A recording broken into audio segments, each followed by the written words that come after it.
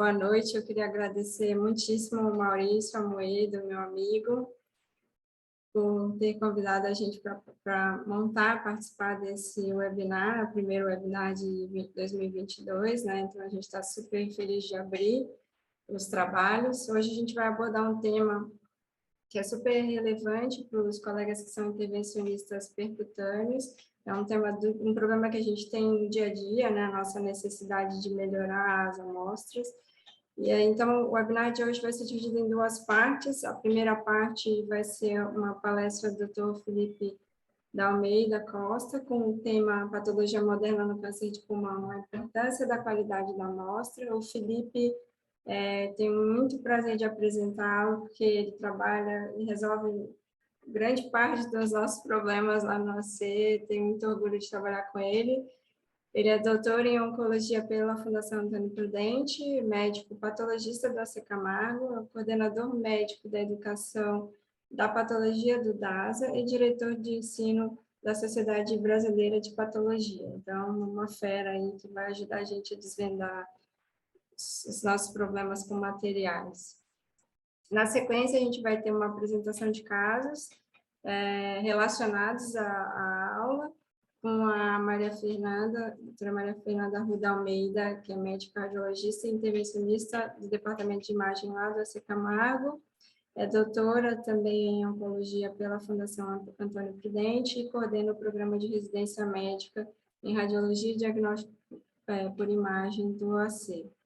E junto com ela, o nosso moderador também, o Lucas Fiore, que é membro titular da Sobrice, médico assistente do CESP, né, na Faculdade de Medicina da USP, e radiologista intervencionista da United Health Group.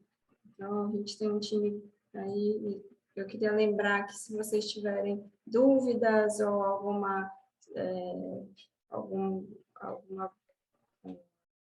inserção para discussão, é só ir colocando no chat que a gente vai tentar abordar todos esses temas no final, tá bom?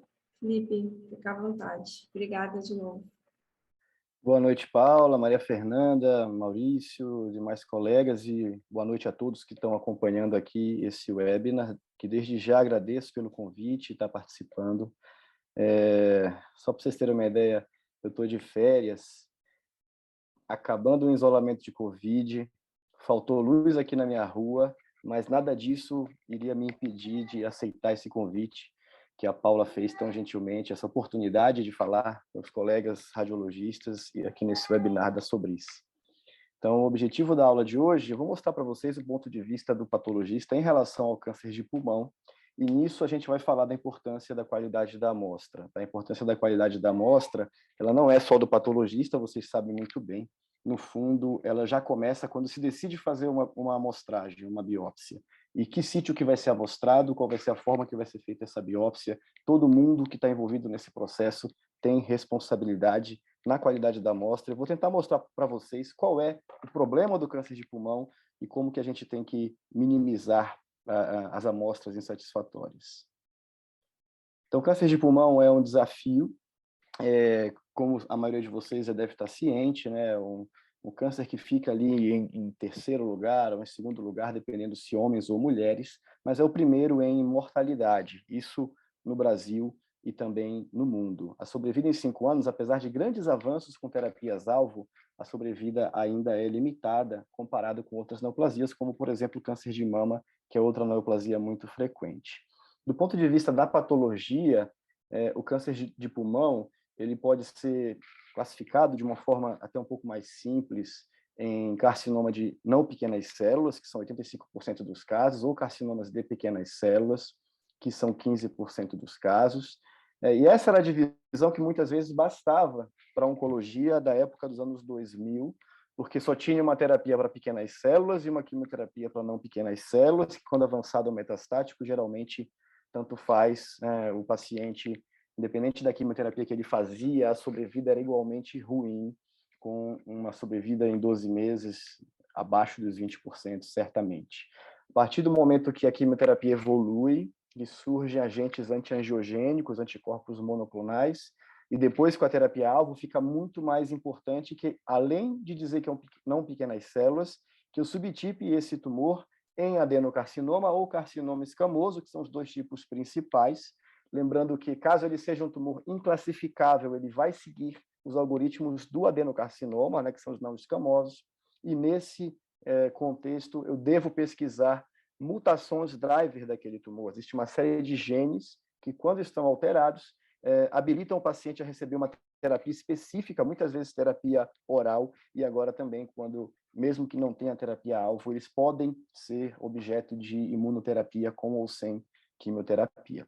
E ainda vão existir aqueles que não têm nenhuma mutação driver. Então, essa foi a evolução desses biomarcadores em câncer de pulmão. Isso começou mais ou menos em 2004, a gente está em 2022, então são 18 anos de evolução do conhecimento da patologia molecular do câncer de pulmão, por isso que é uma das áreas mais complexas que a gente tem em termos de terapia-alvo, foi a primeira, é a mais desenvolvida e todo ano a gente tem novos avanços. Então, cada vez mais a gente vai descobrindo outros genes e desenvolvendo novas drogas. Então, a princípio, a gente conhecia as mutações de Carras, que até pouco tempo não tinha alvo, agora já tem. Depois a gente identificou, então, que um subgrupo de pacientes tinha mutação de EGFR, principalmente, mas não exclusivamente, mulheres não fumantes de etnia asiática, mas qualquer paciente com câncer de pulmão pode ter mutação de EGFR e pode ser alvo de terapia.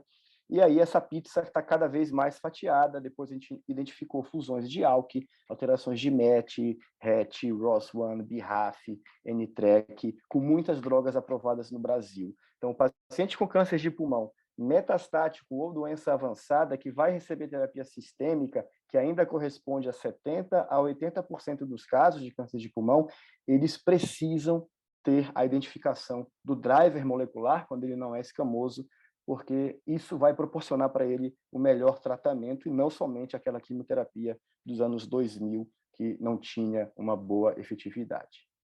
Então, essa foi a evolução, né? A gente tinha só quimioterapia baseada em platina, depois surgiram as terapias antiangiogênicos, como a bevacizumab, pemetrexed, depois surgiu a terapia-alvo aprovada para EGFR mutado, depois para ALK rearranjado, e depois a imunoterapia. E isso é uma verdadeira revolução, e o câncer de pulmão, sem dúvida, está na vanguarda da medicina de precisão. Então, esse é o algoritmo último do ano passado, mas não teve grande mudança ainda para esse ano, né? Que sempre que o paciente tem doença avançada ou metastática, que é a maioria dos casos que a gente vê na rotina, o primeiro passo é estabelecer o subtipo histológico com tecido adequado para teste molecular. Nesse momento, se a gente já considera, eu consigo dar o diagnóstico de adenocarcinoma, mas não consigo fazer o teste molecular, já deve considerar a rebiópsia, porque é uma informação que sem a qual praticamente não dá para tratar direito esse paciente. Então, aquele paciente que é não escamoso, ou seja, adenocarcinoma ou carcinoma não especificado, ele tem que fazer uma bateria de testes moleculares, e aqui está muito de acordo com o que a gente tem no Brasil também aprovado. Pesquisar a mutação de EGFR, rearranjo de ALK, de ROS1, de BRAF, de NTRK 1, 2 e 3, alterações de MET, principalmente alteração do MET exon 14 skip mutation e alterações de RET. Preferencialmente que eu faça isso na forma de um painel molecular. A amostra é pequena, se eu conseguir extrair DNA uma vez e fazer a pesquisa simultânea das alterações, é benéfico para o paciente. E também tenho que fazer a imunistoquímica para o PDL1, ainda é um biomarcador preditivo de resposta à imunoterapia.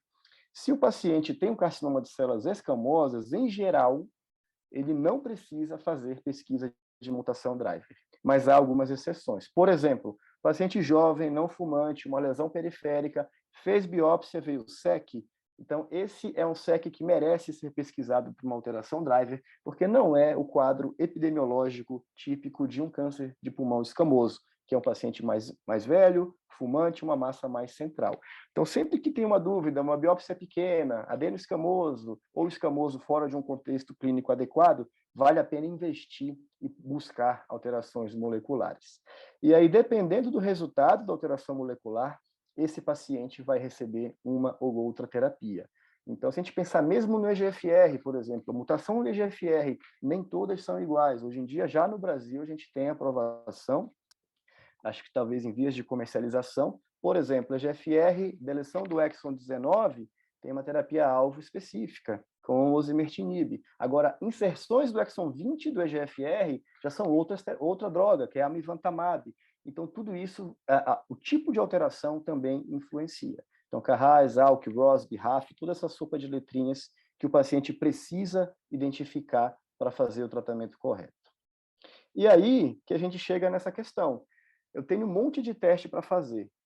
E eu tenho um monte de informação para tirar, mas a amostra que eu tenho, na maioria das vezes, é uma biópsia, ou uma biópsia transbrônquica, ou uma biópsia percutânea, guiada por exame de imagem, onde eu tenho os fragmentos filiformes. Então, desses fragmentos, eu vou ter que extrair o diagnóstico morfológico, isso aqui não tem como pular, tá? Porque isso aqui pode ser uma metástase, isso aqui pode ser uma tuberculose, pode ser infecção fúngica, pode ser COVID, pode ser qualquer outra coisa. Então, primeiro, fazer o diagnóstico morfológico. Muitas vezes, talvez metade dos casos, 60% dos casos, eu preciso de imunohistoquímica. E aí eu vou fazer imunohistoquímica para carcinoma escamoso, o principal marcador é o P40, e não escamoso, ou seja, adenocarcinoma, cujos principais marcadores são TTF1 e napsina. Vou fazer os testes moleculares padrão, foram esses que eu acabei de comentar, e em muitas situações, o oncologista, para encontrar uma alternativa terapêutica, vai pedir testes adicionais. Além de fazer o teste disponível no serviço, ele vai querer mandar para a Foundation, ou ele vai querer fazer colocar o paciente num trial clínico e vai necessitar ser retestado. Então, a gente tem que prever material para toda essa jornada. Então, o que a gente tem que se preocupar com quantidade de material e as condições técnicas pré-analíticas, tá? Que vem desde a coleta até o processamento no laboratório de patologia. Então, tudo que eu tenho que extrair dessa biópsia, desde o diagnóstico até a molecular, ele vai vir do famoso bloco de parafina. Então, todos os fragmentos que vocês retiram, colocam no frasquinho com formol, depois a gente fixa esse material no formol e processa eles para que a gente consiga colocar eles no bloquinho de parafina. E toda vez que eu faço HE, eu tiro uma fatia. Cada marcador de imunohistoquímica que eu faço, eu tiro uma fatia. E, em geral, quando eu faço molecular, eu vou tirar ali 5 a 10 fatias. Então, lembre que o material é muito pequenininho, vai ter ali no máximo 1 milímetro de espessura. Se eu não tiver muito cuidado com esse bloco, o material acaba. E tudo que a gente não quer é chegar no final desse processo com um resultado molecular insuficiente por desgaste do bloco de parafina.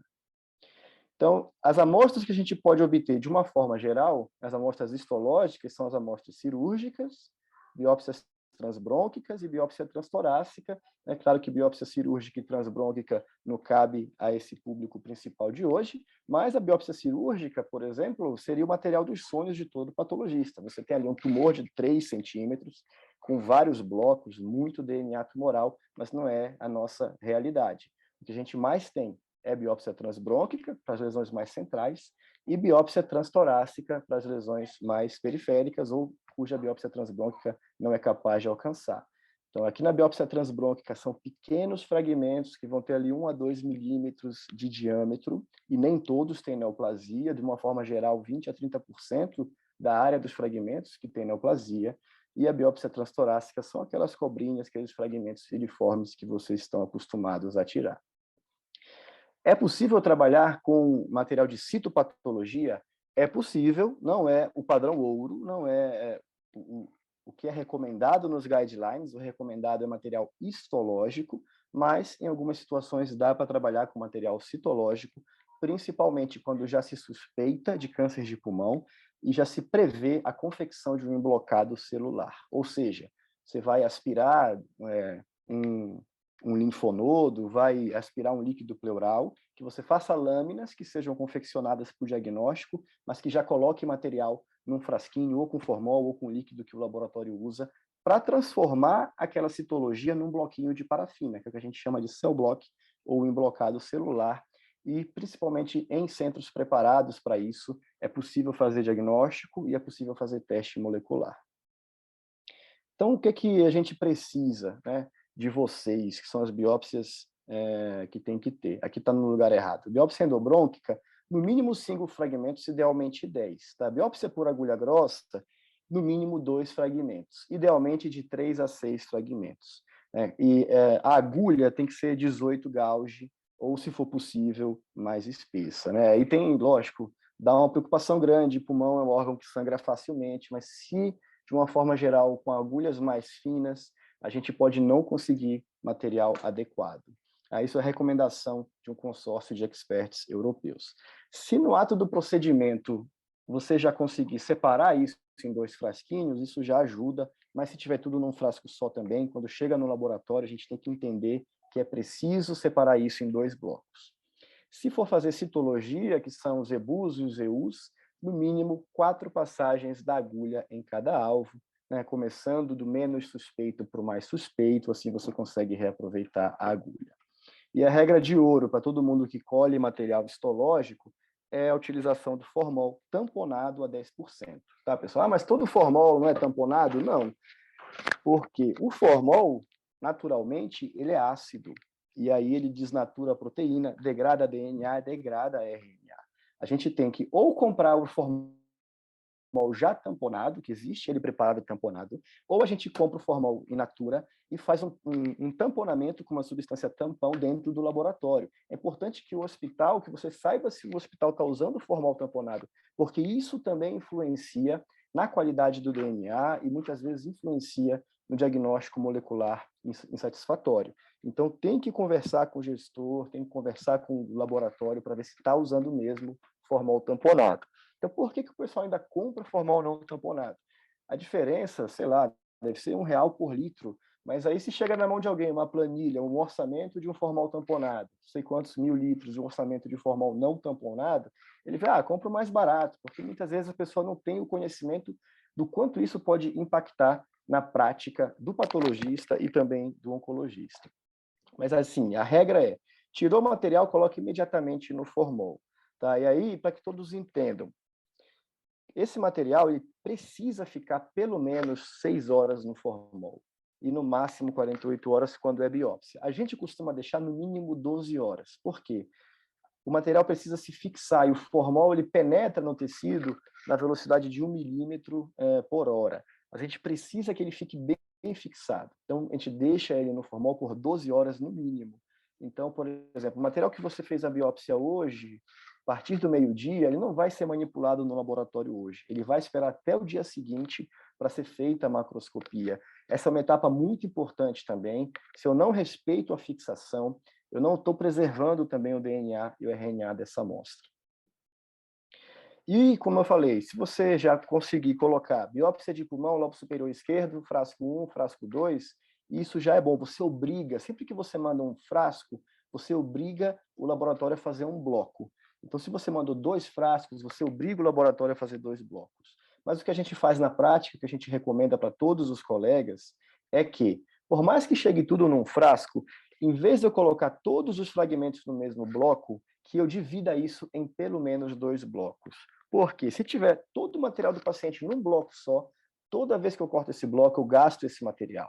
E aí gasto todos os fragmentos. Se eu tenho 2 blocos, muitas vezes o que a gente faz é peço a imunohistoquímica no bloco A, o bloco B, se quiser retirar para fazer foundation, para fazer NGS, PDL1, já está disponível desde que tenha tumor nos 2. É uma estratégia que tem funcionado bastante e a gente segue à risca essa regra de separar as biópsias em pelo menos 2 blocos. E aí, falando propriamente da histologia, porque a aula de patologia sem histologia está incompleta, aqui são os tipos principais que a gente tem. Aqui à esquerda superior, o carcinoma de células escamosas, é um diagnóstico morfológico na maioria das vezes. Eu olho para o tumor e vejo que ele ceratiniza, que ele tem grânulo queratealino e que ele relembra o carcinoma escamoso da pele. Então, é o carcinoma de células escamosas, carcinoma epidermoide, carcinoma espinocelular, escamocelular. O português é uma língua muito criativa para essas nomenclaturas. Aqui na direita inferior, só para a gente não esquecer, é um carcinoma de pequenas células, que geralmente a biópsia é transbrônquica, porque são manchas mais centrais. E aí ele dá esse amassado de células pequenas, redondas e azuis, com muita necrose, também um diagnóstico que já na morfologia a gente suspeita. Aqui na direita superior, eu tenho um tumor que forma glândula, ele forma ácidos. Então, se ele forma ácidos, tem diferenciação glandular, é um adenocarcinoma. Esse aqui também é um diagnóstico morfológico. Agora, tem uma grande quantidade de tumores, 40%, 50%, que aqui na esquerda é inferior, que são blocos sólidos, sem formação de queratina, sem formação de glândula, sem estrutura que eu reconheça como SEC ou como adeno. é esse que vocês recebem um diagnóstico preliminar de carcinoma não pequenas células e é necessário fazer imunistoquímica. Se o laboratório consegue abrir imunistoquímica de forma automática, como o nosso Camargo, por exemplo, ótimo. Agora, dependendo do contrato que ele tem com a operadora, ele precisa de um pedido do solicitante de imunistoquímica. O que ajuda muito, se você está biopsiando aí em diversos serviços, que você já coloque. Faz a biópsia e coloca, solicito exame anatomopatológico e imunistoquímica. É mais fácil depois a gente cancelar uma imunistoquímica já aberta do que eu ter que voltar para vocês e falar, olha, precisa fazer imuno, tem que vir um pedido, isso atrasa aí talvez em 2 a 3 dias o diagnóstico do caso. Então essa é a situação muito corriqueira, né? Eu tenho aqui 2 tumores, 2 carcinomas não pequenas células, nenhum deles tem uma formação escamosa clara, um deles é mais rosinha, mais eosinofílico, talvez seja um SEC, mas não dá para garantir. Preciso fazer imunistoquímica para ter certeza. Isso muda até as quimioterapias que o paciente pode receber. E a imunistoquímica que a gente faz é TTF1 e P40. Então, o da esquerda foi positivo para P40, é um SEC pouco diferenciado, e o da direita foi positivo para TTF1. É um adenocarcinoma de padrão sólido, mas que é uma situação que só no HE é difícil da gente bater o martelo. Rapidamente sobre o SEC, né, geralmente são lesões mais centrais, porque eles vêm numa metaplasia escamosa da mucosa brônquica pelo cigarro ou pela poluição ambiental, então geralmente tem uma associação com algum brônquio, são lesões que frequentemente cavitam e podem levantar o diagnóstico diferencial radiológico de infecção, por exemplo, tuberculose. Essa é a hipótese do SEC, né, ele vem do epitélio respiratório, que é cilíndrico ciliado ou pseudoestratificado com células caliciformes, que sofre metaplasia escamosa, displasia e carcinoma invasor. Por isso que são lesões mais centrais associadas a brônquio. Esse é um exemplo de um SEC. Então, aqui no centro, eu vejo isso bem rosinha, que são pérolas córneas e células ceratinizando. Se eu vejo ceratinização, isso é um carcinoma escamoso. Vou falar rapidamente das neoplasias neuroendócrinas, porque foge um pouco do pequenas células, não pequenas células, e a gente tem se deparado cada vez mais com esse tipo de neoplasia. Tá? Então, são tumores, são considerados neoplasias malignas, apesar de não terem o nome carcinoma, mas eles são neoplasias malignas e são tratados como neoplasias malignas. O procedimento cirúrgico padrão é de neoplasia maligna, o estadiamento é de neoplasia maligna, apesar de boa parte deles serem indolentes. Tá? Então, a gente tem essas neoplasias que vão ter o aspecto morfológico neuroendócrino, que vai ser semelhante aos tumores do trato gastrointestinal também, padrão organoide, trabecular, cromatina em sal e pimenta, mas no pulmão, a classificação e a nomenclatura é diferente do trato gastrointestinal. Tá? Então, trato gastrointestinal é a classificação e nomenclatura.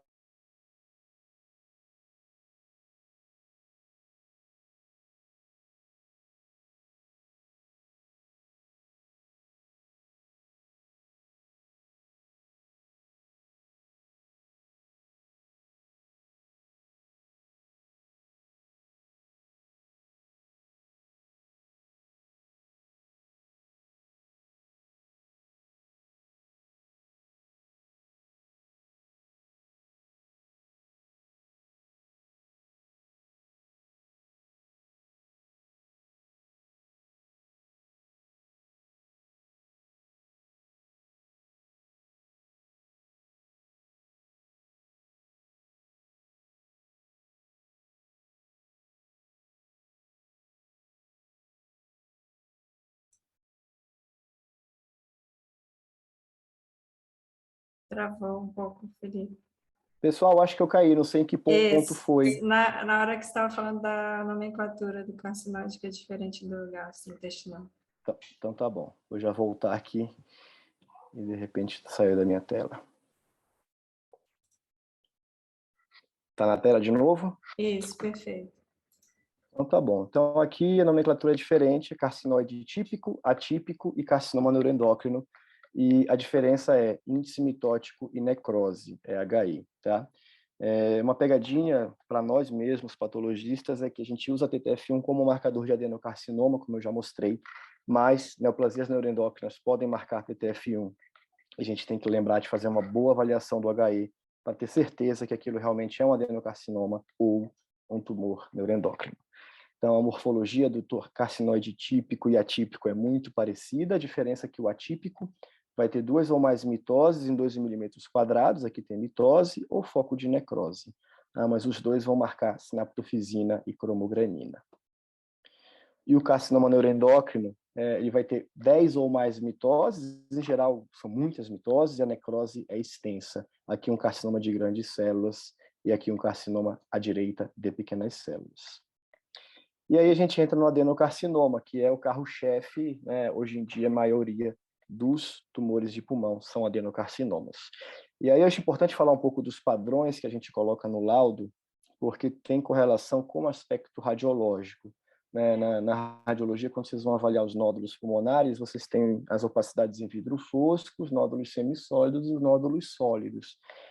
O componente de vidro fosco, seja ele puro ou dentro do contexto de uma lesão semissólida, em geral, na histologia, se corresponde a um padrão lepídico. O que é um padrão lepídico? A arquitetura do pulmão está mantida, com septo e espaço alveolar, mas eu tenho uma substituição do revestimento por célula neoplásica. Então, ele dá aquela imagem em vidro fosco. Os componentes sólidos, em geral, vão se corresponder a algum dos outros padrões, como acinar, sólido, papilar ou micropapilar. E dependendo do padrão presente, isso que dita a agressividade do tumor. O padrão mais indolente é o padrão lepídico, o padrão mais agressivo é micropapilar e sólido, e a agressividade intermediária é acinar e papilar. E aí que a gente entra nesses conceitos que não existiam até 10 anos atrás, mas que agora a gente entende em câncer de pulmão. E daí que a gente entende aquele conceito, quando você vai fazer o screening de câncer de pulmão, ou avaliar nódulo incidental, que se você tem uma opacidade em vidro fosco pequena que não cresce, você pode acompanhar esse paciente, porque a correspondência histológica disso, muitas vezes, é de um adenocarcinoma in situ. Então, a definição histológica é um tumor de padrão lepídico puro, menor que 3 centímetros, mas eu só consigo fazer esse diagnóstico se eu tenho a peça cirúrgica, que eu preciso representar toda essa lesão. E para que é importante separar quem é esse tumor? Porque isso aqui é 100% de sobrevida em 5 anos, muito diferente do adenocarcinoma convencional. Então, aqui eu tenho o parênquima pulmonar, tudo branquinho na periferia espaço aéreo, aqui no centro uma área mais escura, isso aqui é a área em vidro fosco que vocês observam na tomografia, e quando eu vou no maior detalhe, eu vejo o septo preservado, mas ele está substituído por células neoplásicas, em teoria não invasivas. Se o tumor é todo lepídico, quase todo lepídico, menor que 3 centímetros, mas tem uma pequena área que não seja lepídica, desde que essa área tenha no máximo 5 milímetros, a gente tem um adenocarcinoma minimamente invasivo. Radiologicamente, isso pode ser uma opacidade em vidro fosco puro ou um nódulo semissólido, porque como essa medida é microscópica, pode ser 1 milímetro de área invasiva, às vezes só na histologia que a gente consegue identificar. Mas a sobrevida é muito alta também, 95% a 98% de sobrevida em 5 anos para o adenocarcinoma minimamente invasivo. E aí a sobrevida é um estudo da Mayo Clinic, é retrospectivo, mas foram muitos nódulos para testar, né? Esses novos conceitos foram introduzidos em 2011, num paper da IALS, que vê se isso realmente se reproduzia, e aí eles tiveram 82% de concordância, aplicando os critérios na histopatologia, 100% de sobrevida para o adeno in situ, 92% para o minimamente invasivo e 60% em 5 anos para o adenocarcinoma convencional. Você vê como é importante, tá? Aqui a gente tem um novo modelo de graduação que leva em consideração os padrões que eu acabei de falar para vocês. Então, lepídico é um padrão bem diferenciado, acinar ou papilar moderadamente diferenciado, e se tiver um padrão de alto grau em pelo menos 20%, é um tumor pouco diferenciado. Então, o padrão sólido ou micropapilar, ele não tem que estar em mais de 50% da neoplasia. Basta 20% para esse tumor ter comportamento de alto grau. E aqui só para mostrar que a nova classificação separa melhor as curvas de grau 1, grau 2 e grau 3 do que o modelo anterior, que usava como ponto de corte apenas os 50%. E outros parâmetros também que a gente tem muita interface entre patologia e radiologia. Tá? Tamanho total e tamanho do componente invasivo. Muitas vezes eu preciso ver o laudo de vocês e ver se está batendo com a macroscopia e com a histologia. disseminação pelo espaço aéreo, comprometimento pleural e determinação quando eu tenho mais de um foco tumoral. Então, o que é tamanho total e invasivo? Isso é muito importante, porque o estadiamento da JCC 8ª edição, para o estadiamento T, ele só leva em consideração o componente invasivo. Então, se você tem uma opacidade em vidro fosco que tenha 4 centímetros e uma área sólida de 1 centímetro, que geralmente se corresponde na histologia, o estadiamento vai ser PT1A por causa do 1 centímetro e não por causa dos 4 centímetros. Tá? E aí, na histologia, a gente vai fazer essa medida mais frequentemente, é muito comum e desejável que isso tenha uma correspondência tomográfica. Como é difícil medir, câncer de pulmão é muito heterogêneo na histologia, a gente faz uma regra de 3, né, e calcula mais ou menos o tamanho do componente invasivo. Por exemplo, eu vejo um nódulo semissólido, na imagem tinha 2,2 centímetros, realmente na macroscopia tinha 2,2, mas 70% lipídico, 30% acinar. Só o que vai entrar como medida do invasivo é o padrão acinar. Então, 30% de 2,2 é 0,7. Então, esse caso é um PT1A, é baseado no 0,7 e não um PT1C, porque eu não levo em consideração o tamanho total. Tá? Tudo no pulmão tem regra e regrinhas, e você tem que saber bem as regras. Então, isso vale para tumores com um componente lipídico não mucinoso. O lipídico mucinoso é um capítulo à parte. Disseminação pelo espaço aéreo é um parâmetro histológico que cada vez mais os cirurgiões têm se importado e se interessado. É quando eu vejo, além do bloco tumoral principal, pequenos focos tumorais flutuando no espaço aéreo. Qual a importância disso? Quando tem disseminação pelo espaço aéreo e o cirurgião não fez uma lobectomia, esse paciente tem uma alta probabilidade de recorrência, metástase e óbito pela doença. Então, o padrão ouro cirúrgico é lobectomia, mas em alguns casos você pode fazer uma ressecção menor, tirar só um segmento do pulmão, fazer só uma cunha se o paciente não aguenta uma segmentectomia. E tanto para adenocarcinoma, quanto para carcinoma escamoso, quanto para tumores neuroendócrinos atípicos e carcinomas, a presença de disseminação pelo espaço aéreo prediz recorrência, metástase e óbito quando o paciente faz uma ressecção sublobar. Comprometimento pleural é algo que a gente avalia também na histologia, né? E eu gosto de colocar isso porque tem uma situação que é uma pegadinha, né? Quando o tumor está na superfície da pleura, isso é muito fácil. Isso aqui é uma invasão pleural chamada PL2. Aqui na figura C. Quando o tumor não está longe da pleura, isso é ausência de invasão pleural, né? Isso aqui é um PL0. Mas tem uma situação que o tumor não está francamente na superfície, mas ele já rompeu a lâmina elástica pleural. Isso também é comprometimento pleural PL1, e isso joga um tumor que seria um T1 para um T2, A ou B, dependendo do tamanho. Então é importante estar atento a isso. E a última situação que eu gosto de trazer, que a gente precisa também conversar com a radiologia, é quando eu tenho mais de uma lesão. Então, tem algumas situações, essas são 4 situações mais corriqueiras. Tá? Você pode ter 2 adenocarcinomas de pulmão primários, por exemplo, e aí eu tenho uma correspondência na imagem, são 2 opacidades em vidro, um em vidro fosco e um semissólido, os 2 com cara de primário na radiologia e os 2 com cara de tumores independentes na histologia, então você estadia cada um separadamente. Tem paciente que tem múltiplos adenocarcinomas lipídicos, então isso também se corresponde a múltiplas opacidades em vidro fosco. A gente vai estadiar pelo maior, a gente não vai somar e não vai considerar isso como metástase. Mas aí tem aquelas situações que a gente considera como uma disseminação intrapulmonar.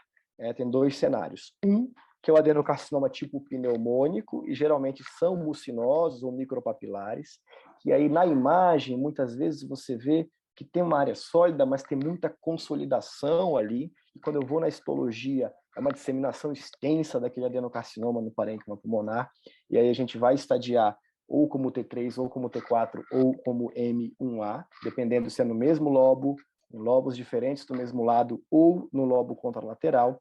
E existem situações que são relativamente claras, onde você tem um nódulo espiculado, com áreas em vidro fosco, e outro que é um nódulo arredondado. Então, um tem uma cara realmente que deve ser um primário, e o outro tem um aspecto que pode corresponder a uma metástase. Então, é desejável que a gente converse e que a gente defina isso em conjunto, numa reunião multidisciplinar, porque nem só a histologia e talvez nem só a radiologia vão tirar essa dúvida. Raros casos a gente precisa ir até para um teste como se fosse de paternidade do tumor e saber se um é clone do outro para realmente definir. Mas, de uma forma geral, os casos que a gente já teve em tumor board, a gente já chega nessa definição. E como vai encarar? Se vai encarar como metástase, metástase, oligometástase, se vai encarar como múltiplos tumores primários.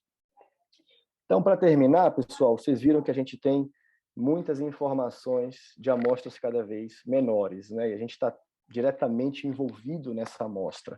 A gente tem que se preocupar com a escolha do sítio que vai ser biopsiado. Tem lesões que são, de forma inerente, difíceis, ou pela localização, ou pela composição daquela lesão. Às vezes você tem uma lesão que obstrui um brônquio mais proximal e dá uma imagem esquisita, né, na periferia, e muitas vezes tem uma biópsia inicial inflamatória, faz o PET, guia a agulha para a área quente do PET e consegue a amostra representativa. Tá? E quando chega no laboratório, a gente tem que ter cuidado com separar o material em 2 blocos, fixação, coloração, tem que ter um diagnóstico histológico preciso e aí encaminhar já para testes moleculares. Tá? Eu estava procurando alguma metáfora, alguma alegoria para representar o que eu acho, né, meu pensamento desse relacionamento entre radiologia e patologia. E nós fazemos parte até, as operadoras aí, do serviço de apoio ao diagnóstico e tratamento. E a gente tem que, de fato, atuar como um time. Aí, pensando num time, eu acho que é como se fosse um time de vôlei, onde um é o levantador, o radiologista, e o patologista vai cortar a bola. Então, você pode ter o melhor cortador, mas se você não tiver um bom levantador, se aquela bola está sempre chegando pendurada, você não vai conseguir cortar direito. E do mesmo jeito, você pode ter um ótimo levantador, o cara que tira a biópsia assim, as mais difíceis possíveis, mas se você tem um cortador ruim, ele vai jogar a bola para fora, vai jogar a bola na rede. Então, a gente tem que trabalhar em conjunto, tem que trabalhar entrosado, e só assim a gente vai conseguir o diagnóstico, evitar rebiópsia, às vezes rebiópsia só para molecular. E acho que essa é a mensagem que eu queria trazer para vocês. Mais uma vez, eu agradeço demais o convite de estar aqui e continuo à disposição, né, para ver os casos e para responder perguntas e comentários. Muito obrigado. Muito bom, Felipe. Obrigada. Excelente. Muito, com certeza, aí com sua aula. Boa revisão aí. Estava até com saudade de patologia, sabia, Felipe? Para que você mostrou. Fui monitora. Ó, vou te mostrar aqui. Vou compartilhar alguns casos. E se vocês quiserem, podem mandando discussão aí para. Enquanto você compartilha aí, Paula, eu já vou aproveitar para fazer uma pergunta aí para o Felipe. Felipe, a gente tem agora, né, com essas terapias novas nos últimos anos, a gente tem visto uma necessidade maior das rebiópsias para fazer algum marcador novo, né? Se o paciente que tratou 3 anos atrás não fez esse perfil molecular e completo no diagnóstico inicial, e aí ele acaba tendo uma progressão de doença, não respondeu bem à terapia, recidivou, e aí ele vem para a gente rebiopsiar para ver esse padrão dele genético, molecular aí para as novas terapias. De materiais antigos, assim, pensando aí, por exemplo, um paciente de 3 anos atrás que fez uma biópsia pulmonar, é um material que vocês conseguem, se tiver disponível, recuperar para analisar, ou ele sempre vai precisar mesmo de uma nova coleta? Essa é uma ótima pergunta, Maria Fernanda, e só vou dividir essa sua pergunta em 2 cenários, né? Um cenário que o paciente fez a biópsia e não testou, porque na época não se testava determinado marcador, tipo alteração de MET exon 14, e agora precisa ser testado. Essa é uma situação, não fez o teste, agora precisa testar. E uma segunda situação, paciente que fez o teste, tinha uma mutação de EGFR, por exemplo, tratou com inibidor de EGFR e progrediu a doença. Tá?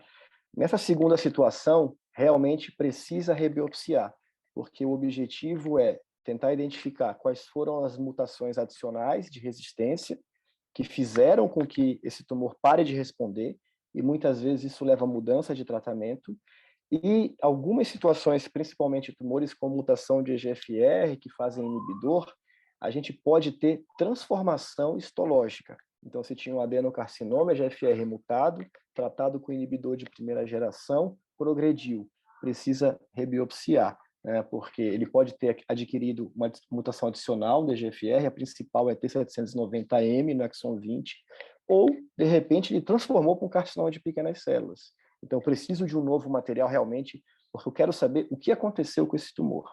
Essa é uma situação. A outra situação, por exemplo, o paciente não testou naquela época porque não estava disponível, mas quer testar agora. Se a amostra era boa e tem material suficiente, até 3 anos a gente consegue, até 5 anos DNA dá para garantir bem. Alterações de RNA, que são as fusões, ou seja, ALK, ROS, NTRK, talvez mais antigo que 3 anos, a gente já diminui a sensibilidade, né? Porque o RNA é uma molécula mais, se degrada mais rápido que o DNA é uma molécula mais estável. Tá? Então, mas em muitas situações vale a pena, olha o material, a gente recebe muita solicitação do oncologista, o paciente fez uma biópsia, 3 anos, dá uma olhada, a gente olha, se tem material, melhor testar naquela amostra, evita uma nova biópsia, né? Ou se não tiver material, ou se foi tratado e querem saber o que aconteceu, aí precisa de uma nova biópsia. Legal, obrigada.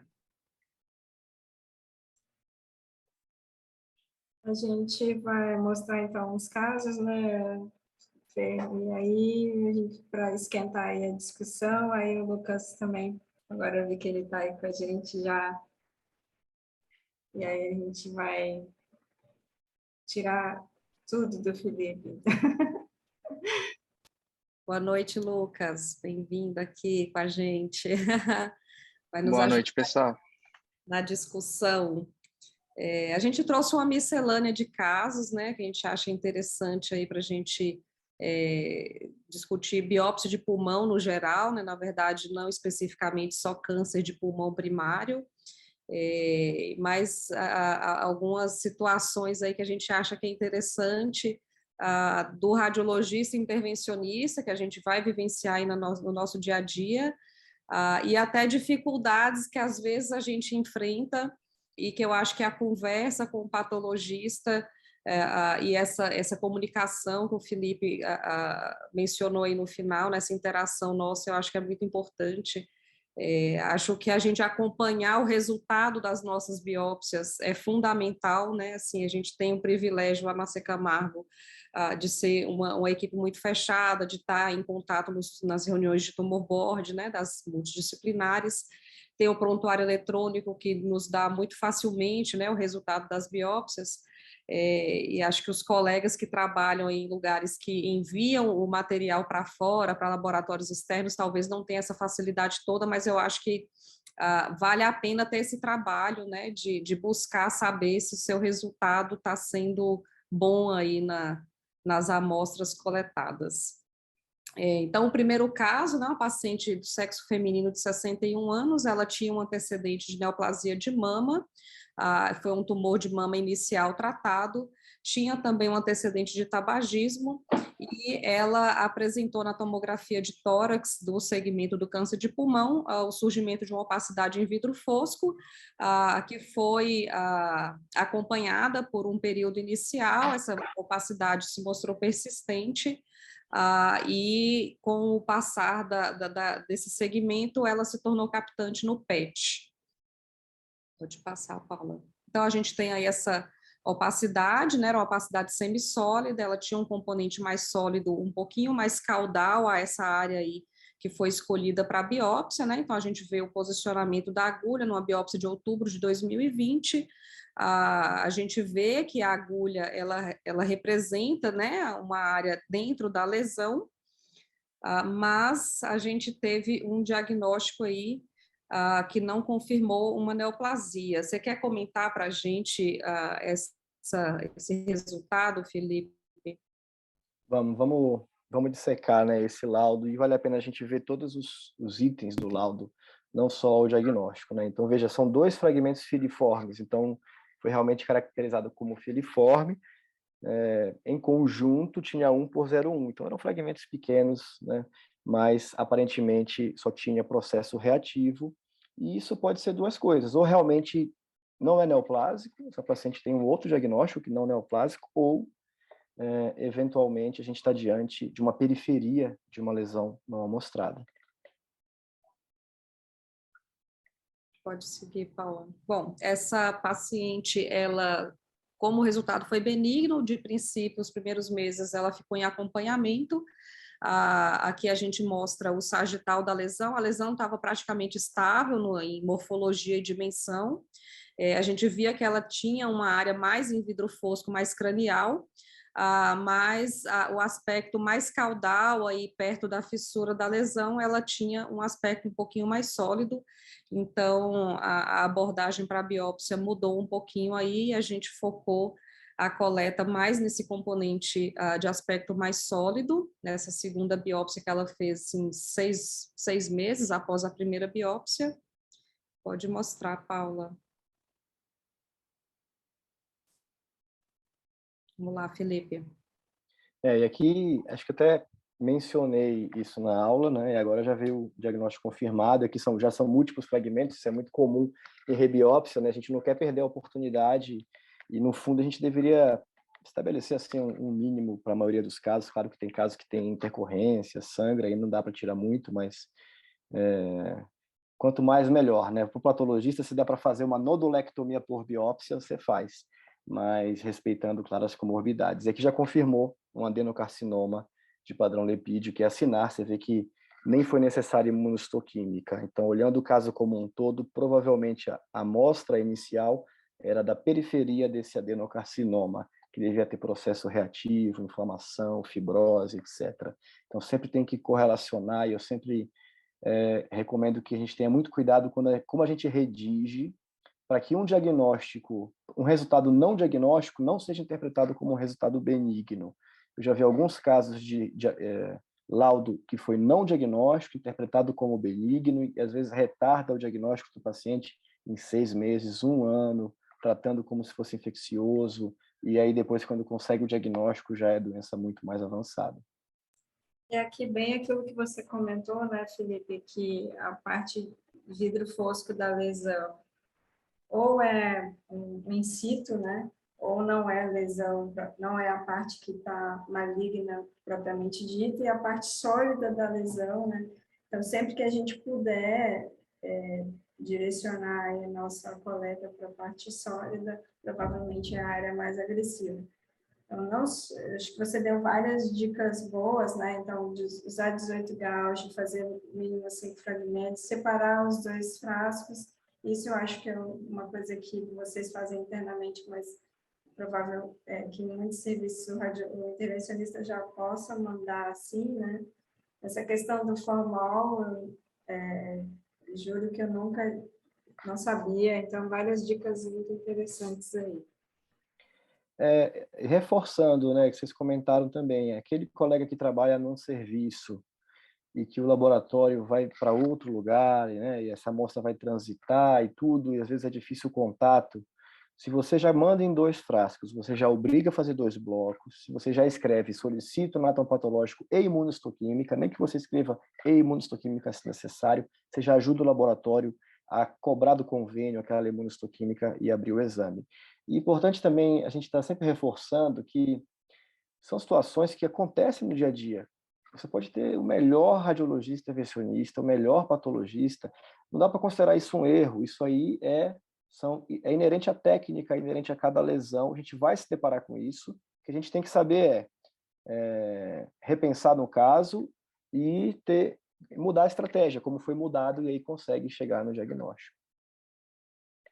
Eu acho que mudar a estratégia é uma solução muito boa, né? Assim, rebiópsia, eu acho que a gente tem que ter esse empenho mesmo de tentar colher mais material, né? Já que a gente está submetendo o paciente a mais um risco, e a gente mudar a estratégia do local de coleta, né? Mudar o ângulo de entrada, o local onde você vai colher o material, se for uma lesão maior que te permita escolher mais cranial, mais caudal, mais lateral, mais medial. né? Eu acho que isso acaba aumentando um pouco nossa chance de não ter o mesmo resultado da primeira biópsia, né? Uma outra situação é que esses casos já, como tinha outras neoplasias, já tinha PET de acompanhamento, mas às vezes você tem uma massa grande, a massa é enorme. O radiologista muitas vezes pensar, não vou errar essa massa, enfia agulha, onde enfia agulha vai ter lesão. E aí vem inflamatório. E muitas vezes o PET ajuda a direcionar a agulha na rebiópsia, porque você vai para a área mais quente, né? Mas lembrar também que processo inflamatório também capta no PET. Por isso que cada caso vai ser um caso que tem que ser pensado e discutido. A gente vai mostrar um caso mais ou menos nessa linha aí agora. Então, nosso caso 2 é um paciente do sexo masculino, 79 anos. Ele tinha um antecedente de uma neoplasia de cabeça e pescoço tratada, era tabagista, e tinha uma massa pulmonar nova, com a captação alta no PET, com uma alta suspeição aí para uma segunda neoplasia primária de pulmão, né, pelo antecedente de risco dele aí do tabagismo, aspecto da lesão, uma lesão irregular, grande, bem sólida, com a captação alta no PET. Foi pedido para a gente a biópsia. Aqui eu gostaria de chamar a atenção na imagem, né, que a gente vê, volta só um pouquinho a outra imagem, Paula, da biópsia, a gente vê aqui no coronal que ela tinha uma língua aqui mais para a periferia, que estendia para a pleura, que provavelmente era uma área de atelectasia associada à massa. Na imagem do PET, pode passar para o PET, Paula? A gente vê que a área de captação ela é bem nodular, né? Ela não se estende aí até a superfície pleural, como a gente vê a opacidade toda se estendendo. Então, é essa dica aí que o Felipe deu, né? Que a gente sempre tenta ter a informação, se o paciente fez o PET, é muito importante que a gente tenha acesso à imagem do PET, né? Não basta só falar, captou no PET, né? A gente tem que ver qual foi a área que captou no PET, qual foi a área que teve o SUV máximo no PET, né? E nosso foco... Eu tenho uma dica também para os casos que não tem PET. Isso, assim, é até legal, assim, para ver, é uma coisa que eu não cheguei a ver publicado, mas é uma dica que funciona muito mesmo na minha prática. No privado, eu pego muitos casos que não tem PET, que o paciente não tem acesso, que o convênio não autoriza, e diversas situações, né? A gente tá todo mundo muito acostumado. O oncologista, ele pede o PET, uma série de exames e a biópsia. Às vezes a biópsia é o primeiro exame que o paciente vai fazer. Uma dica que eu acho muito boa é biopsiar perto de onde está obliterando a via aérea. Porque, assim, a atelectasia ela não oblitera a via aérea, né? Ela é uma consequência. Então, eu sempre biopsio próximo do brônquio obliterado, que ali eu sei que vai ter um tumor, né? Assim, já peguei alguns casos assim, 100% deles veio com tumor mesmo, usando essa dica de biopsiar perto da obliteração, né? Claro que dá medo de hemoptise e tudo mais, mas é uma coisa que eu acho que ajuda a selecionar a área biopsiar quando não tem o PET. Legal, Lucas, com certeza. Esse paciente, então, ele veio para a gente biopsiar, né? A gente já tinha a informação, a gente esperou realizar o PET para poder realizar a biópsia. Foi uma dessas situações que foi pedido junto, o PET e biópsia, a gente ficou aguardando ele realizar o PET. E a gente posicionou a agulha para mostrar essa área aí mesmo, mais nodular, dentro do parênquima, né, fugindo daquela faixa mais periférica lá junto da pleura e do diafragma. Mostra para a gente o resultado, Paula. A suspeita grande era de uma neoplasia primária de pulmão, e a gente teve essa surpresa aí, Felipe. Como eu falei, né, o PET também tem duas situações, mais uma vez. Ou realmente isso é negativo, e é um processo inflamatório que pode captar no PET, tá? Ou, ainda assim, mesmo com todo o cuidado, pode ser, eventualmente, uma periferia de lesão. Tudo vai depender, né, do aspecto da imagem, do quadro clínico do paciente, se realmente pode ser infeccioso, e aí tem que discutir, aí bate, não bate, vamos acompanhar, vamos rebiopsiar. Então, é uma discussão multidisciplinar também. Esse paciente ele não tinha nenhuma manifestação que indicasse um alto risco para uma infecção, uma doença fúngica, uma doença parasitária e pulmonar.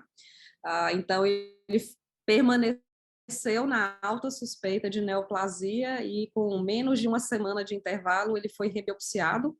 A gente continuou evitando aquela faixa mais periférica lá que a gente achava que era uma atelectasia, mas a gente tentou posicionar a agulha um pouquinho mais baixo, para não representar a mesma área mais cranial da primeira biópsia. E aí mostra para a gente de novo o resultado, Paula. Aí. Você vê que é a mesma descrição, provavelmente foi um Ctrl+C, Ctrl+V, porque devia ser o mesmo aspecto, e foi solicitado pesquisa de parasitas, né, que a gente sempre faz, geralmente faz. Mas você vê que é interessante é que tem um processo subagudo na descrição, caracterizado por dano alveolar difuso, fibrose infiltrada. Você já teve um dano alveolar difuso, já teve organização. Dano alveolar difuso é só uma lesão aguda, é o que dá a síndrome da angústia respiratória do adulto. Por exemplo, COVID, a lesão básica do COVID é dano alveolar difuso e outras infecções virais também, né? Então, a princípio, mantido o mesmo diagnóstico. Mas, mais uma vez, volta para o paciente, volta para a imagem e vê se faz sentido. Oi, Lucas. Queria aproveitar para fazer uma pergunta para todos vocês, né? Queria saber como que é a experiência de vocês de mandar o fragmento para a cultura também. Se é uma coisa que vocês fazem de rotina, faz só quando o solicitante pede, se vocês nunca mandam, queria saber como que é a experiência de vocês.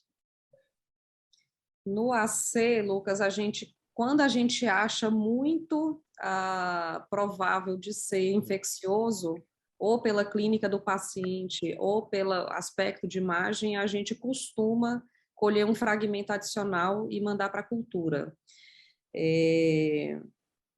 Às vezes tem aquelas lesões nodulares que nem parece que são infecciosas e vai vir uma surpresa aí no exame histológico e às vezes acaba tendo que rebiopsiar para mandar material para a cultura também.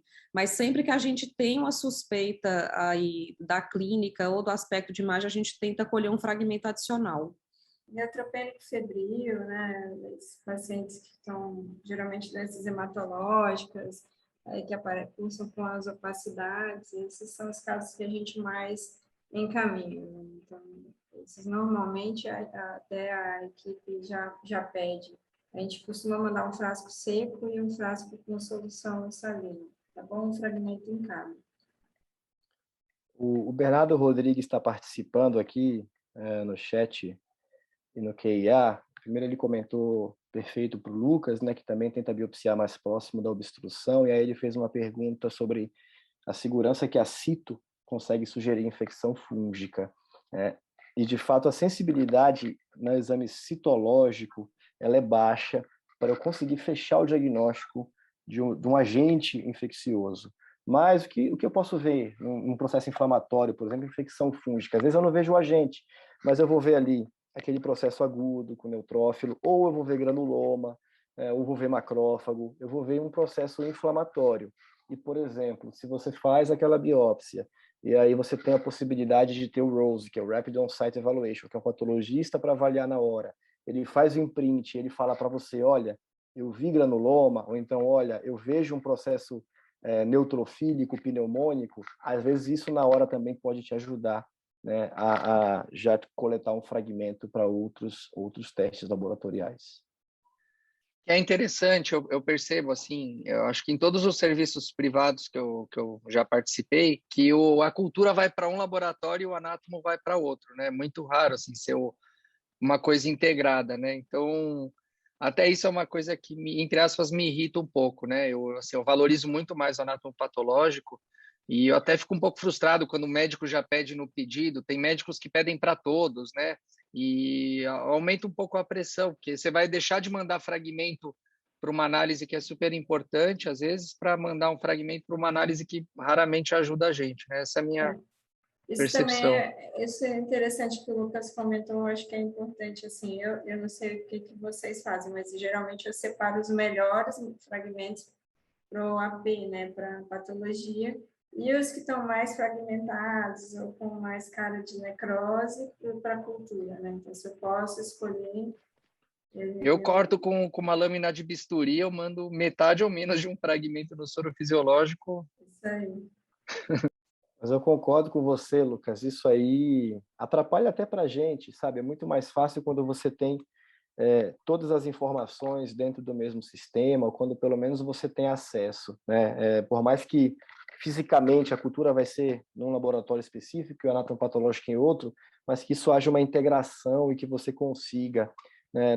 No AC Camargo a gente até tem acesso aos laudos do Fleury, a gente frequentemente acessa para saber os resultados também, e alguns serviços que já tem tudo integrado, até como DASA e Fleury, você consegue ter essa integração. No dos Estados Unidos, patologia é patologia. O residente de patologia ele vai ter que passar por patologia clínica, anatomia patológica, e muitas vezes os serviços são integrados, né? São subdivisões dentro do mesmo departamento. No Brasil, infelizmente, em muitos lugares há essa divisão, e aí a informação fica picada, né? Você tem um pedacinho do quebra-cabeça de um lado, um outro pedaço do outro, e aí vai ter que ter alguém para juntar essas peças para formular o diagnóstico. Pode ser uma reunião, pode ser o próprio clínico, né, para tentar fechar o melhor diagnóstico. Legal. Felipe, uma dúvida que eu fiquei aqui agora nessa discussão nossa. Quando a gente manda para vocês no pedido, tem uma massa, por exemplo, como essa, né? Pode ser uma neoplasia, pode ser perfeitamente alguma doença infecciosa e pulmonar. Faz alguma diferença na manipulação inicial do seu material, se você sabe que vai ter que fazer pesquisa de agente infeccioso ou não faz diferença? Quando eu faço a pesquisa histopatológica, que são colorações especiais, né, para fungo, para bar, às vezes para outras bactérias, para a gente não faz diferença, é um corte histológico usual. Mas, se você quer mandar para a cultura, como o próprio Lucas comentou, muitas vezes fisicamente vai para um lugar diferente, são técnicas diferentes. Então, assim, se você colocou no formol, já não serve mais para a cultura. Tá? Então, se você quiser colher cultura, na hora da coleta, você já separa esse frasquinho para anátomo, esse frasquinho para cultura, aqui eu colhi o líquido para fazer ADA e qualquer coisa que você precise na hora da coleta. Depois que botou no formol, embolocou em parafina, eu só consigo fazer a coloração histológica. Para essas colorações específicas de agente infeccioso não faz diferença nenhuma, né? Esse preparo. Isso, para a gente não faz diferença. Tá? Legal. Mas, infelizmente, a sensibilidade é baixa das colorações, né? Se você tem, por exemplo, uma cultura ou um PCR para micobactéria, a sensibilidade é mais alta para fazer o diagnóstico de TB, por exemplo, do que só a pesquisa de bacilos na coloração de Zio-Nielsen. Certo. Bom, para a gente finalizar esse caso aí, né, a gente biopsiou 2 vezes, com esse resultado aí de processo inflamatório, a suspeita clínica era muito alta, então o paciente acabou indo para uma cirurgia, né, ele fez uma lobectomia inferior, e o resultado realmente foi de uma lesão inflamatória. Se você quiser comentar aí para a gente, Felipe, a mensagem aqui fica que nem sempre é câncer mesmo, né? Então, provavelmente, esse caso deve ter sido discutido em tumor board e diante da alta suspeita radiológica e clínica, né, um paciente tabagista já teve um carcinoma de cabeça e pescoço, foi uma decisão clínica fazer a lobectomia, tratar como se fosse câncer, caso venha maligno já estaria tratado, mas de fato a histologia mostrou que não era neoplásico, e sempre que isso acontece, pelo menos no AC Camargo, a gente representa toda a área lesional, praticamente todo o parênquima vai atrás de alguma coisa que possa ter ficado perdida, e realmente esse caso não tinha neoplasia, né? É um paciente que já fez tratamento oncológico, eventualmente já fez um processo pneumônico prévio e que não teve um reparo adequado no parênquima pulmonar, por isso ficou com esse processo persistente. É importante a gente lembrar, né, que a suspeita clínica ela vai predominar, né, e a nossa biópsia ela é uma amostra, né, uma amostra pequenininha dentro daquela massa lá, e realmente a gente pode estar perdendo algum foco de câncer ali naquela lesão maior. A gente comentou aqui um pouco do apoio que o PET nos dá, né, para a gente focar nossas áreas de coleta. A Paula trouxe aí para a gente um artigo fazendo a sugestão da gente poder usar também a difusão. Você quer comentar, Paula? Não, esses artigos foram oriundos da tese do Charles, né, de doutorado, do Charles Strassen, que é nosso colega aqui da Fleury, lá da Camargo. E a gente usou, né, tanto a difusão quanto o PET, né, tentando mostrar que talvez com uma aquisição rápida, né, que não tem nem radiação, você também pode ter talvez uma indicação de numa massa grande de uma área também mais suspeita, usando a difusão, né? Talvez seja mais disponível em alguns serviços do que o PET-CT, então é uma outra aplicação aí que também pode ser utilizada. Pessoal, deixa eu só falar uma coisa para vocês rapidamente, é que eu resolvi simular aqui que eu estou na sala de laudo, né, ficar no escurinho, mas na verdade é porque faltou luz aqui na rua e eu tive que rotear o sinal do celular. Mas como está sem energia, a bateria do celular vai descarregar e provavelmente eu vou ficar sem internet. Então, eventualmente, vocês vão ver que eu vou ter caído aqui, tá? Já deixei falando e agradecendo mais uma vez, caso eu caia, para vocês estarem cientes que é por conta da falta de energia que eu tive aqui, por conta da chuva. Tá certo, Felipe. Felipe, então só tem uma biópsia, que é uma pergunta do Eduardo Veras. Vamos ver se você consegue responder antes. Gostaria de saber a impressão da patologia sobre a importância da biópsia por congelação no contexto do câncer de pulmão, uma vez que pode aumentar muito o tempo do procedimento. Posso ser sincero, inclusive vendo esse artigo, tem que falar assim que sinto muita saudade do Xiang, cara, como ele era bacana. E quando a gente estava na beneficência, eu fazia quase todos os roses com ele. Ele me ligava, falava, vou biopsiar, vou enfiar a agulha. Ele enfiava a agulha, a gente olhava na hora, assim, não adicionava quase nada ao procedimento. E o Xiang era um cara que dificilmente errava. Eu brincava que com o Xiang, cada enxadada era uma minhoca. Ele fazia milagre assim, com as lesões, vocês lembram disso. Mas mesmo assim, na BP, o protocolo é que toda biópsia pulmonar para teste diagnóstico e teste oncológico tinha que ter sido avaliada e a gente tinha que garantir que tinha material e só parar quando tivesse material. Depende muito da realidade, assim, não acho que aumenta muito o tempo de procedimento, eu acho muito importante, sim, principalmente se você está numa curva de aprendizado. Claro, se você já está seguro, né, ou se no seu serviço isso não é demandado, dá para trabalhar sem patologista na hora. Mas acho que pelo menos no começo, para construir sua curva de aprendizado, eu acho que vale a pena. E até para construir a relação com a patologia, né?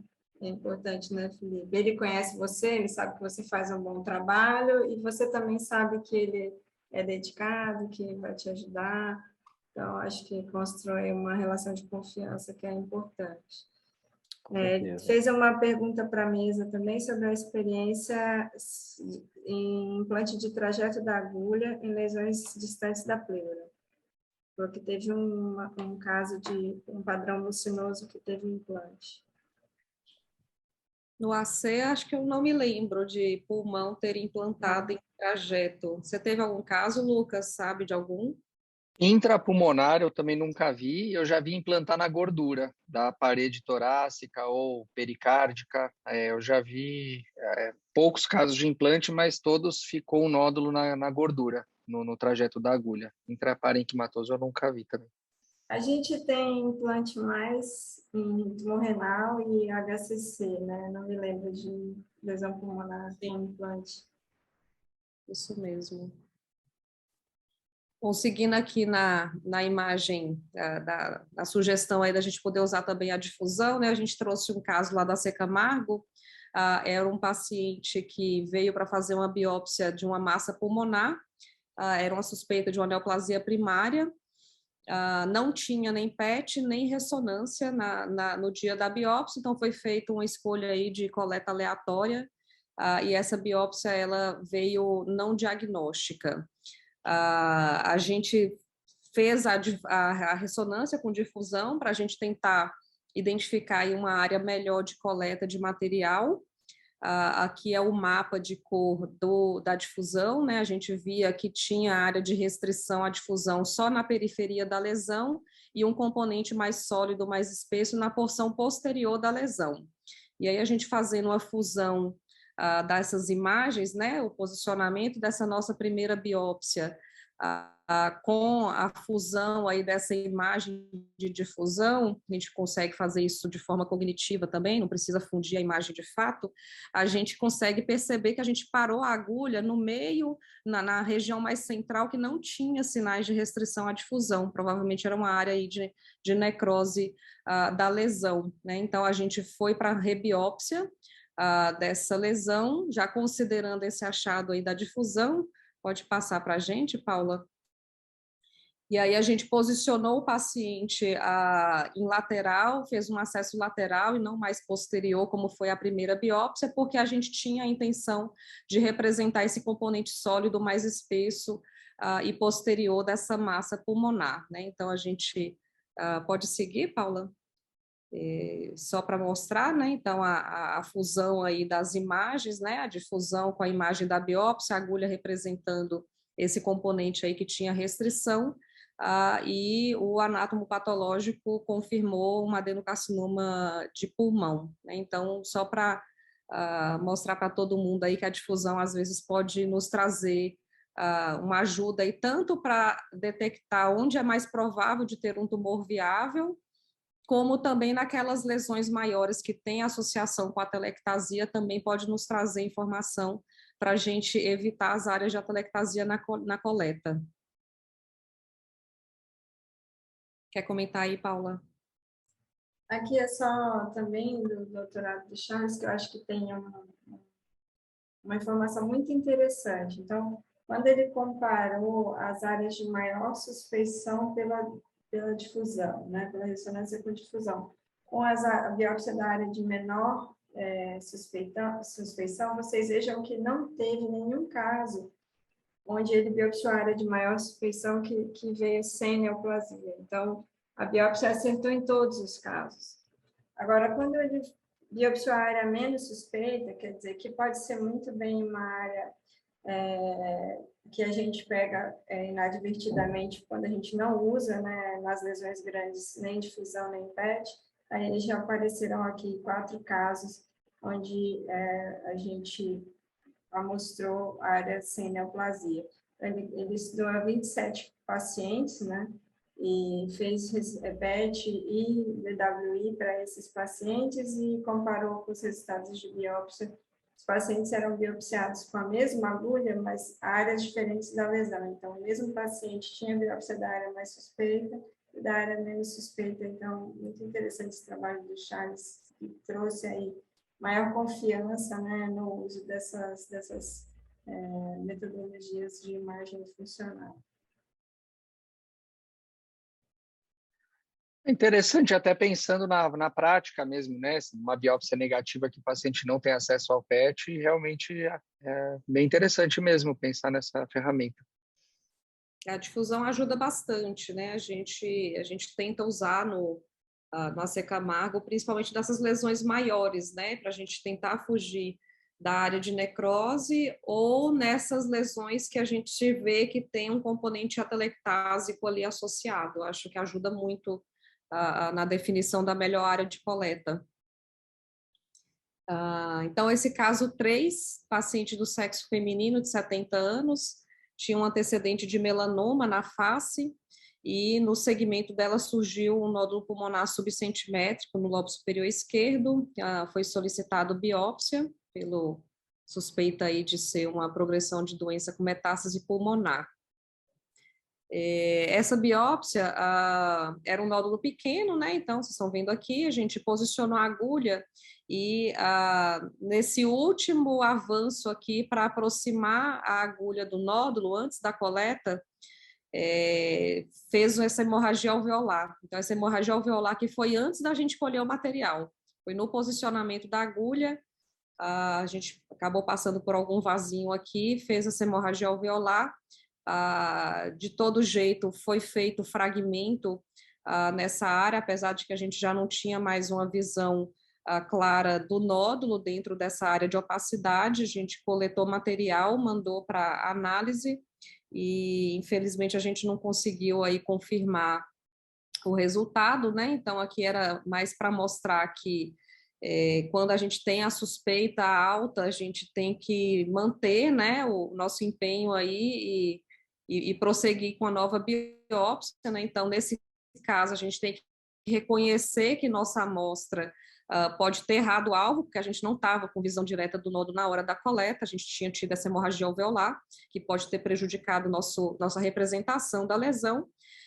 E aí, algumas semanas depois, a paciente voltou, a gente conseguiu aí, já tinha reabsorvido toda a área de sangramento, conseguimos posicionar a agulha aí bem próximo do nódulo, sem causar uma nova hemorragia, e aí a coleta, felizmente, conseguiu trazer um resultado aí definitivo para essa paciente, né, e confirmou um melanoma metastático em pulmão.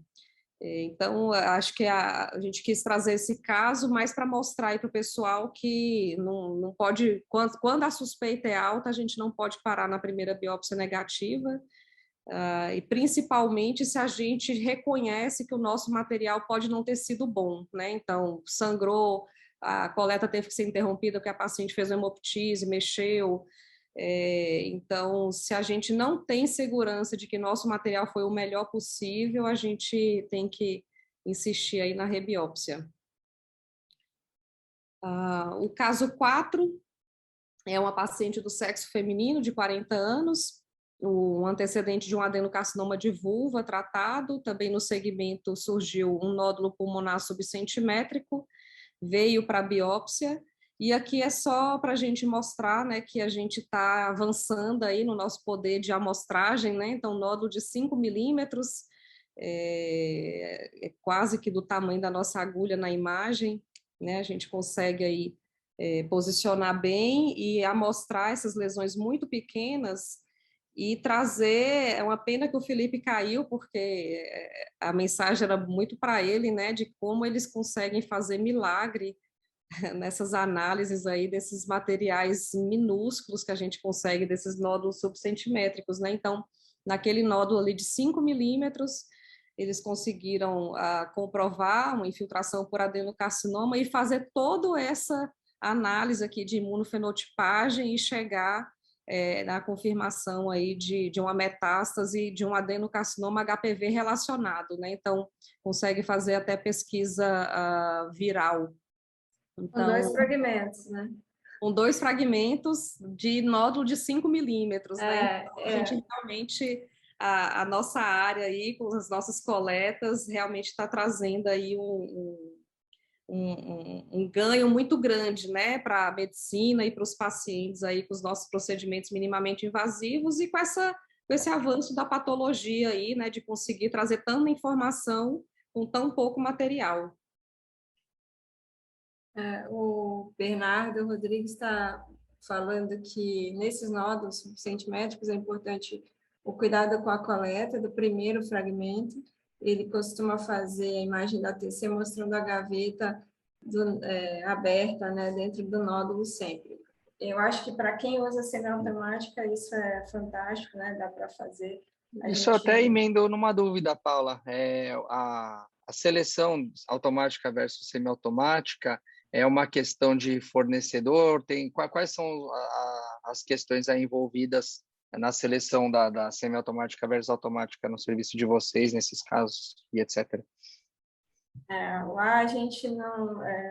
eles praticamente só usam automática. Então, semiautomáticas que a gente tem lá, ou foram doação, ou alguma compra, mas não é o padrão. Então, a gente não faz essa imagem da gaveta, que é uma pena, a gente sente falta disso.